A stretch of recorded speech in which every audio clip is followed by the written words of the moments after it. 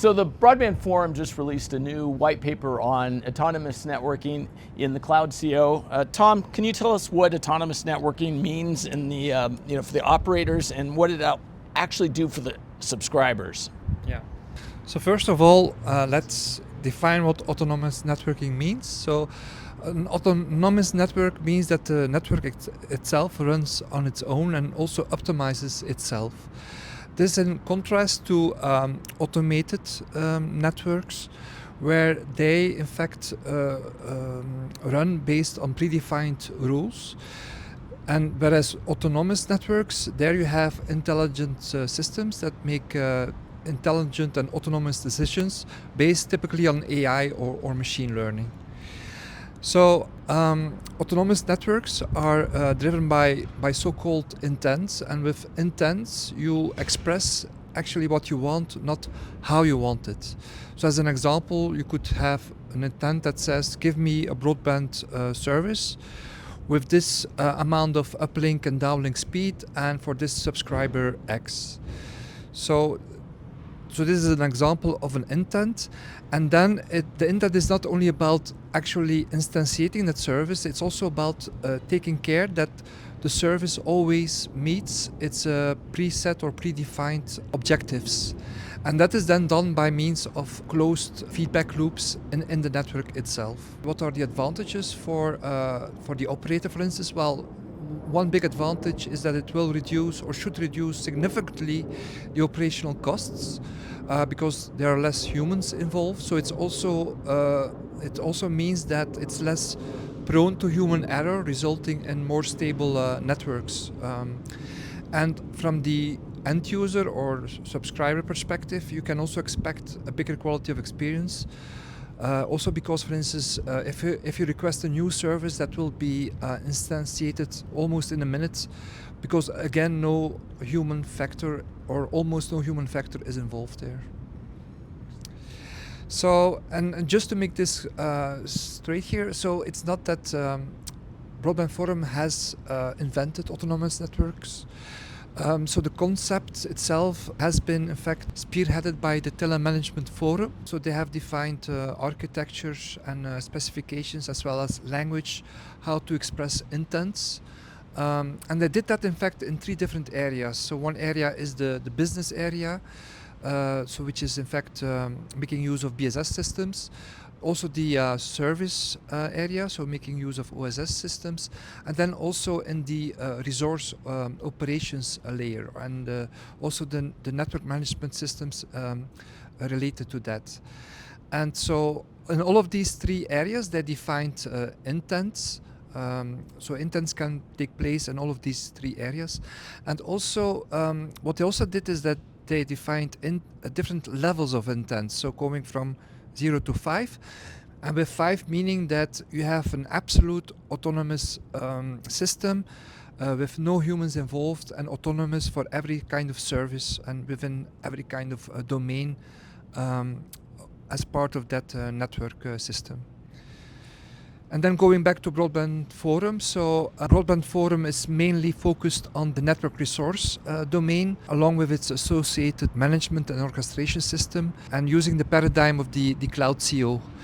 And so in the last years, Broadband Forum has defined many TRs, talking about architecture, interfaces, protocols, young data models, that are very relevant also in the scope of autonomous networking. Hiroshi-san, are you going to tell us a little bit about those specifications that are being defined in the autonomous networking? Well, yes. So first, we have specifications about CloudCO itself. For example, TR384 for its architecture, and TR383 and 385 for device data models, and also TR411 and 413 for their interfaces. And on top of them, we also have AIM specification suites that is a key driver for the autonomous networks. One is TR436 for its architecture and 486 for interface. So Ken, what is the Broadband Forum working on today that will help operators understand how to realize the autonomous networking in the broadband access network domain? It's been a journey. I mean, we started, like Tom was saying, with the CloudCO, where it was more automation and not real autonomy.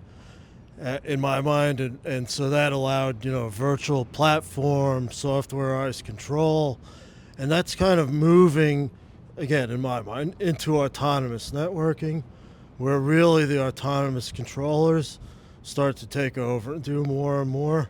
So since the CloudCO, like Hiroshi gave a good introduction of the Advanced Intelligent Networking project, where the AIM project we have, where we've kind of codified architecture for how to implement advanced intelligence with closed loops, and that's basically moving towards the autonomous network. Also, we have a very future-looking project now that we just started in our service requirements that's kind of looking from more of a top-down view. How can we apply AI and intelligence within the network? So that's just starting, and that should give us another view. But the project I've really been most involved with lately, and Tom mentioned this, is the intents, is defining intents. So really, you start with an autonomous network. So you have an autonomous system, and it's not like the old paradigm where you just tell it what to do and it does it. Instead, the autonomous operations function, and they continue to function. So you start an intent and you express, I want high-speed internet with some conditions, bandwidth, other constraints for some users or what have you. The autonomous controller then takes it and uses it and keeps doing it and provides reports back, and we can read those reports via the intents interface. We can further influence what's going on in the life cycle of how the intent actually operates upon the network. And we've been very involved with TM Forum, with working directly one-on-one with TM Forum members who've contributed to the Broadband Forum to guide this work. And so we're following a lot of their initial constructs. And at this point, we've actually written some draft intents interfaces for broadband, both in TM Forum Turtle, their language, and also in Yang, that we're more familiar with. And I view that as a great start, and I think we're going to continue on this journey and define more as we go along. And look who's joining us, Bruno. Why don't you give us a perspective on this new publication? But I think that for an operator, this is really important for management to have a view why we are developing these specifications, what are the value that we are creating for the company, how this can facilitate the operation of the network, in order that to always deliver the better services to our customers, because that at the end is always our goal, to have good NPS from our customers.